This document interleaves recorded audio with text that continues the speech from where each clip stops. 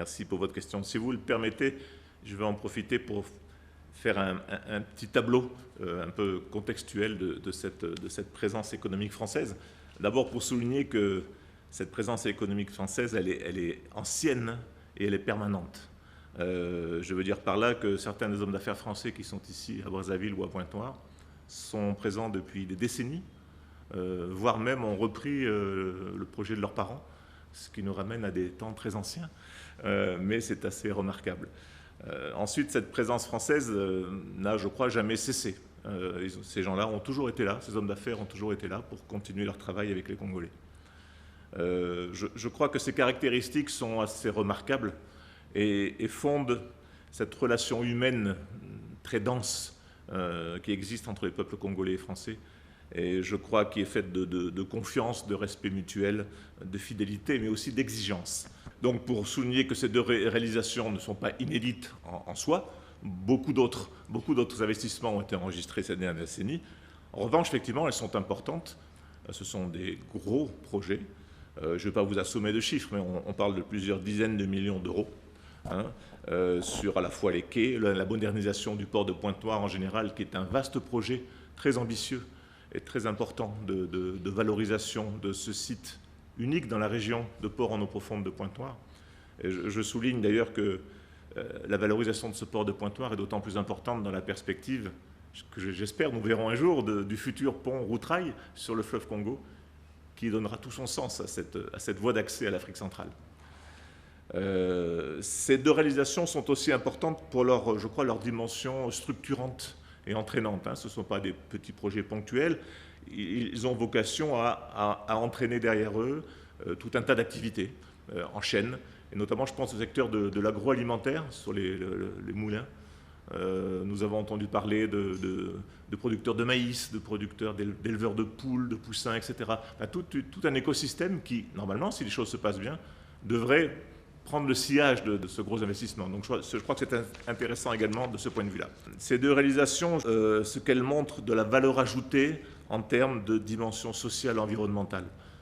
Je crois que cette dimension sociale et environnementale est maintenant une exigence des normes internationales, mais qui ne sont pas toujours respectées, il faut bien le dire. En tout cas, ces exigences de responsabilité sociale et environnementale, je crois, sont maintenant essentielles et figurent au cœur du cahier des charges de tous ces projets d'investissement. Enfin, ces deux projets, ça a été dit également à Pointe-Noire, représentent des centaines d'emplois, essentiellement de Congolais, directs, indirects, avec ce qui est important aussi, c'est toute la formation professionnelle qui va derrière, formation continue, formation initiale d'abord, continue ensuite, pour permettre aux meilleurs de ces employés de gravir des échelons, d'assumer les responsabilités les plus hautes. J'imagine qu'un jour, un Congolais dirigera les grands moulins sans aucun problème, c'est le but. Et donc tout cela concrétise cette démarche de transfert de compétences et de savoir-faire qui est, je crois, au cœur du vrai partenariat économique. Voilà, quelques mots ensuite pour resituer l'ampleur de notre présence ici.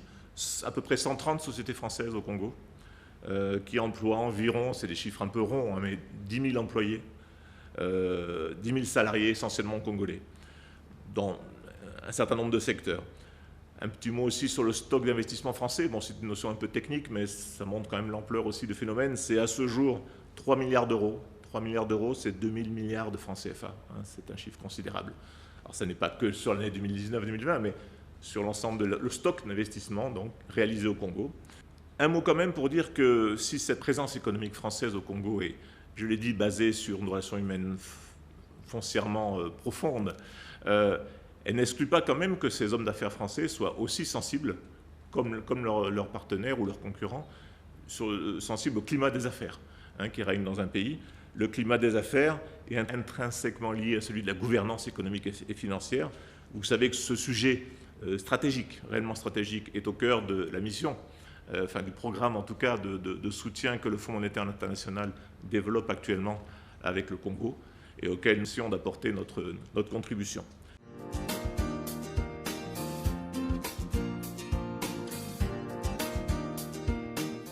Il y a énormément de besoins d'investissement, notamment au Congo, de partenariats. Il est normal que le Congo se cherche des partenaires autres, et il ne se prive pas pour le faire, et c'est tant mieux. Cette concurrence complémentarité et parfois mise en concurrence des partenaires, et je crois une bonne chose. Maintenant, il appartient à chacun, et y compris aux plus anciens que nous sommes, d'être bons, de ne pas se contenter du passé, de la notoriété, mais de proposer aussi des solutions adaptées, modernes, techniquement bonnes et financièrement adaptées au Congo. Donc c'est une saine concurrence, et j'en suis ravi. Juste pour vous dire aussi que la coopération, comme l'implantation économique, elle est marquée également du même sceau de l'ancienneté et de la densité. Ça fait effectivement très longtemps que nous sommes partenaires. De nos jours, l'essentiel de cette coopération est assuré par l'Agence française de développement, qui est devenue un peu l'opérateur pivot quasiment unique, principal de l'action de la France dans les pays partenaires. Je voudrais également rappeler une chose qui est quand même importante, qui montre malgré tout l'ampleur des efforts de notre coopération. On l'oublie un peu. En 2010, il y avait eu une première opération d'annulation de traitement, en tout cas de la dette congolaise. Vous vous en souvenez sans doute. La France avait pris sa part dans cette opération collective internationale en annulant 600 millions d'euros de dette. Et elle avait ajouté à ça une mesure tout à fait spécifiquement française, ce qu'on appelle les contrats désendettement et développement, que vous connaissez peut-être, c'est un peu un jargon, mais c'est une manière originale, je crois, et qui fonctionne, de transformer des dettes en projets de développement. Voilà, je vous passerai les détails techniques, mais c'est, je crois, une solution vraiment gagnant-gagnant pour l'ensemble des partenaires, les créanciers et les débiteurs et la population bénéficiaire. Ces contrats de désendettement développement se sont montés à 229 millions d'euros tout de même sur les dernières années. Ils sont encore en cours pour certains d'entre eux. Le premier axe de notre action, je crois que c'est vraiment un motif de fierté pour nous, c'est le rattrapage des retards sociaux et le soutien aux populations les plus vulnérables. Je voudrais citer ici le projet Lisungi, que vous connaissez, le projet Téléma également. En matière de santé, où nous avons un projet, je ne sais pas si vous le savez, de rénovation des circuits d'alimentation du CHU de Brazzaville. Le CHU de Brazzaville, on en parle beaucoup, ça fait la une des journaux, il y a des raisons pour ça. Je crois qu'il y a du gros travail et nous avons un projet de 9 millions d'euros quand même pour essayer de rénover cet hôpital. Je voudrais citer également des partenariats qui existent avec le Centre national de transfusion sanguine, l'établissement français du sang, des partenariats aussi entre la Croix-Rouge française et les centres de prise en charge des malades du sida. Ce sont des choses dont on ne parle pas beaucoup, mais qui sont, je crois, très, très concrètes et très importantes pour les populations qui en bénéficient. Nous avons deux très gros projets. L'un en cours sur Brazzaville, c'est l'extension du réseau d'adduction d'eau potable. C'est un projet ambitieux, 100 millions d'euros, qui a débuté l'année dernière, l'été dernier, qui devrait durer encore un an ou deux. C'est très compliqué, c'est indispensable. Tout le monde voit ce qu'a donné la dernière saison des pluies, c'est un peu dramatique. Un autre projet un peu similaire à Pointe-Noire, mais davantage axé sur le drainage des eaux. On a vu aussi les dernières images de Pointe-Noire sous l'eau, c'est un peu, comment dirais-je, c'est pas digne d'une ville comme Pointe-Noire. Donc là aussi, un projet de 40 millions d'euros qui devrait, j'espère, à terme, améliorer la situation dans la capitale économique du pays. Enfin, peut-être la distribution électrique aussi, on a un projet également. Et sur l'éducation-formation, ça aussi je crois que c'est important. Nous soutenons, vous l'avez sans doute suivi, les centres de formation professionnelle et d'apprentissage, les CEFA. Il y a un partenariat intéressant de 8 millions d'euros tout de même pour aider ces centres de formation à accomplir pleinement leur action. Et puis également en matière d'enseignement supérieur. Nous essayons de créer au Congo, avec l'université Marianne Gwabi, un centre de recherche pilote, comment dirais-je, axé sur les applications, la recherche concrète, en matière notamment d'agroalimentaire. Je pense que c'est un secteur très porteur pour le Congo.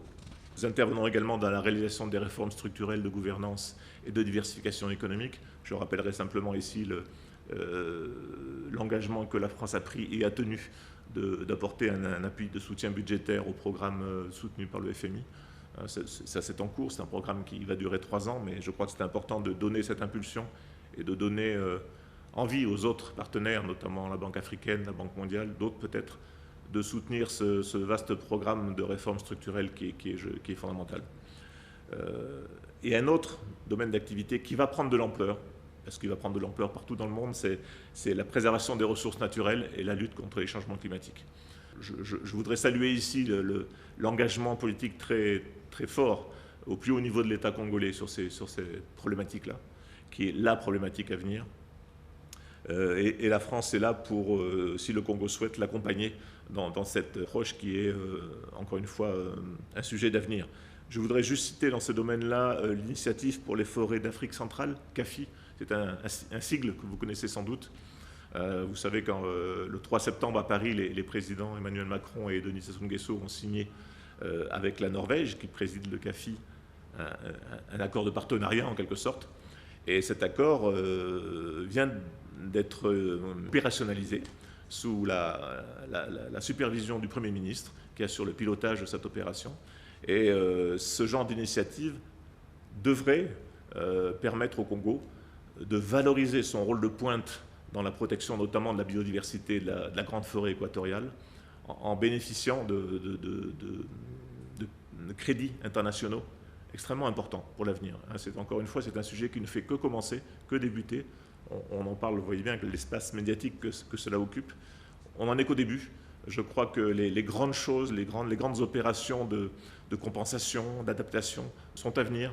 Et je pense que le Congo a vraiment raison de jouer cette carte-là, qui est une vraie et belle carte. D'autres secteurs où nous intervenons de façon moins massive, mais tout de même, je voudrais quand même le dire, c'est la coopération en matière de défense. Bon, c'est quelque chose dont il ne faut pas avoir honte. Ce mot défense recouvre beaucoup de réalités différentes.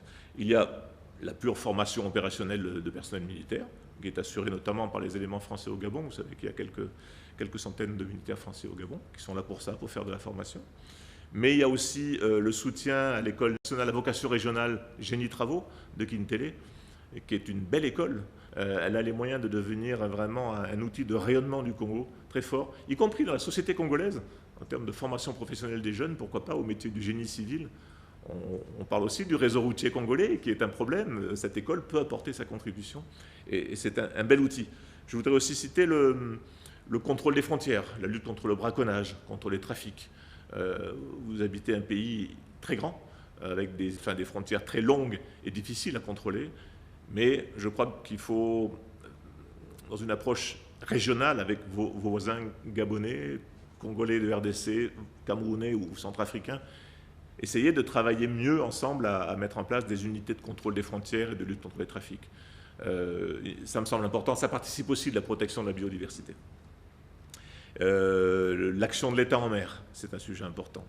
Le Congo a une côte qui est importante, et le Congo a aussi des fleuves, des grands fleuves.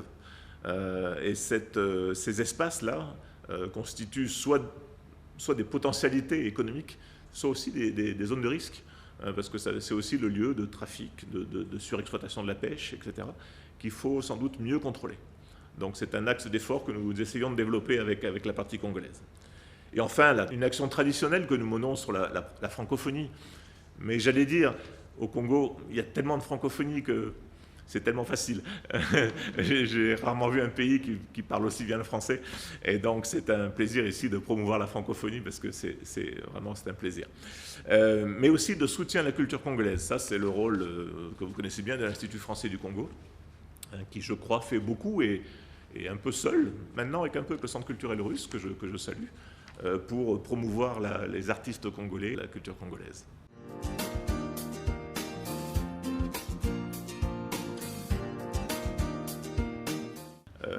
Nous continuons à travailler, et encore une fois, ça fait des décennies que nous travaillons ensemble, et nous essayons de le faire de mieux en mieux. Voilà. Ça n'est pas parce que, comment dirais-je, le monde change, les méthodes changent. Je voudrais ici quand même rappeler très brièvement les grandes orientations que le président de la République française a fixées à la relation avec l'Afrique dans son discours de Ouagadougou de novembre 2017, que vous connaissez, j'imagine. Donc avec un accent sur la jeunesse, sur le secteur privé, sur la réciprocité, sur le partenariat. Nous sommes partenaires, c'est-à-dire que nous avons les mêmes droits et aussi les mêmes responsabilités.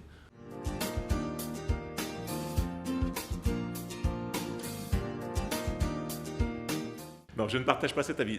D'abord, comment dirais-je, on peut discuter de l'utilité du visa ou pas. Il y en a un pour l'instant, dans les deux sens d'ailleurs. Donc il y en a un, il y a des règles, il y a des conditions, etc. Elles sont, je crois, assez connues maintenant. Certaines personnes remplissent ces critères, d'autres pas. Ce que je voudrais dire aussi, c'est que depuis 6-7 mois, nous avons fait un gros effort, et parce que c'était nécessaire, sur les délais de traitement des visas. Ça, oui. Il y avait une vraie difficulté, il y avait des délais d'attente qui étaient très longs, trop longs. Et nous avons vraiment, avec le nouveau consul qui est arrivé quasiment en même temps que moi, travaillé sur l'amélioration de ces procédures. Et les résultats sont là. Nous avons eu la semaine dernière une longue réunion avec les affaires étrangères et les différents ministres concernés sur la gestion des visas, des passeports, des flux migratoires, etc. Et cette amélioration, mais spectaculaire, a été remarquée.